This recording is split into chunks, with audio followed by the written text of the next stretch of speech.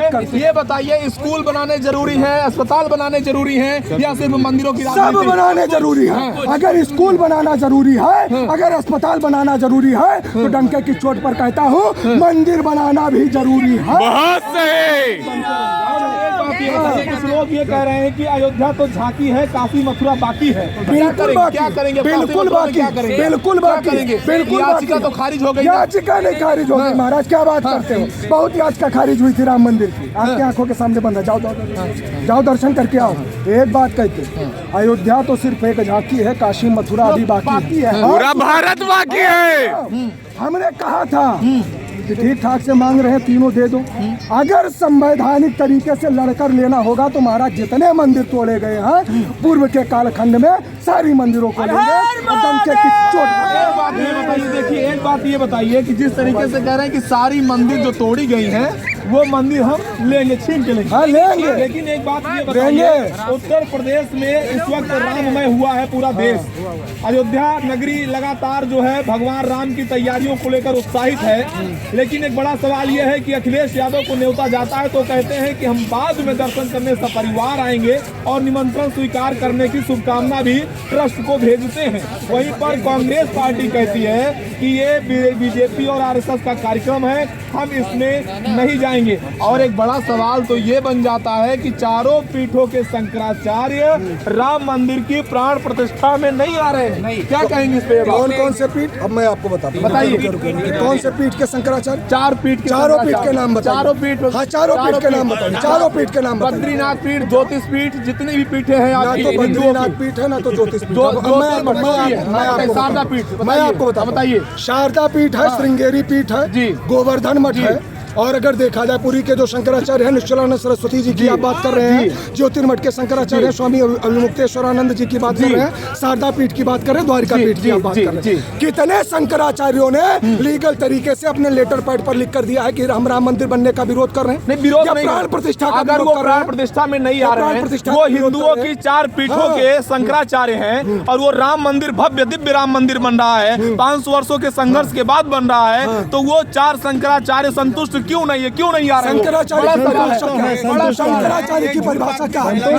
शंकराचार्य काशीवादरायणम साधारण नहीं है, शासन पर शासन करने का जिनका नियम होता है वो होते हैं शंकराचार्य। और खैर मैं शंकराचार्यों पर कटाक्ष नहीं करना चाहूँगा, उतनी वैसे भी मेरी औकात एक बात क्योंकि सुनिए, हाँ इसीलिए आपको सुना रहे, क्योंकि शंकराचार्य जिस गद्दी पर बैठे हैं उस गद्दी का चुनाव किसी राजनेता के द्वारा नहीं होता है, उस पीठ का चुनाव और उस गद्दी का चुनाव साक्षात उसके साथ में राजनीति हो रही है। कह रहे हैं फर्जी शंकराचार्यों को बनाया जा रहा है राजनीतिक पार्टियों के द्वारा। वाले दोहरी मीडिया जिनको दोहरा चरित्र। बहुत सही, वेरी गुड, बहुत सही। जो वामपंथी मीडिया वाले हैं ना, जो दुष्प्रचार कर रहे हैं वही ये फैला। बिल्कुल बिल्कुल, बहुत सही। गोदी मीडिया, मोदी मीडिया, पता नहीं क्या क्या मीडिया, जो जनता के मूलभूत मुद्दे हैं वो गायब हो गए हैं। केवल हर हर मोदी, घर घर मोदी। जो राम को लाए हैं हम उनको लाएंगे, बिल्कुल लाएंगे, लाए भी और लाएंगे भी। आपने एक बात बताओ मुझे इस सवाल का जवाब दे दीजिए। चराचर चराचर संपूर्ण ब्रह्मांड की सत्ता को समाहित रखने वाला, वो अपने अंदर परमाध्यक्ष पूर्ण ब्रह्म परमात्मा परमेश्वर अखिलेश्वर जगत नियंता अनंत कोटि ब्रह्मांड नायक कर्तुम कर्तुम सर्वथा कर्तुम सर्व सामर्थ्यवान कौशल्य आह्लाद करता दशरथ नंदन मर्यादा पुरुषोत्तम भगवान राम किसी पार्टी के नहीं, राम सबके हैं। और अगर कोई ऐसा सोचता है या विपक्ष वाले भी सोचते हैं, संकुचित विचारधारा को कोई व्यक्ति सोच सकता है। ये सनातन धर्म राम को कौन लाया? सवाल ये है कि राम को कौन लाया? राम को कौन लाया? राम का अवतार हुआ, राम को कोई लाने वाला नहीं। राम का अवतार कितना सही है, जो राम को लाएंगे हम उनको लाएंगे। जो राम को यहाँ पर स्थापित किए हैं, जो राम को गर्भगृह में प्रतिष्ठित किए हैं। मैं एक बात पूछना चाहता हूँ, राम मंदिर सपा के मैनिफेस्टो में था, कांग्रेस के मैनिफेस्टो में था, बसपा के मैनिफेस्टो। तो बीजेपी जातिवाद की राजनीति करते हैं, ऐसा आरोप लगता है। कौन सा जातिवाद? हिंदुत्व की बात करते हैं, कौन से जातिवाद की राजनीति करती है? बीजेपी वो है जो अयम निजा परोवेतिम वर्णालम चेतसा उदार चरिता नामा वसुदेव। आज राम मंदिर की वजह से ही आज हम यहाँ हैं और आप भी यहीं हैं।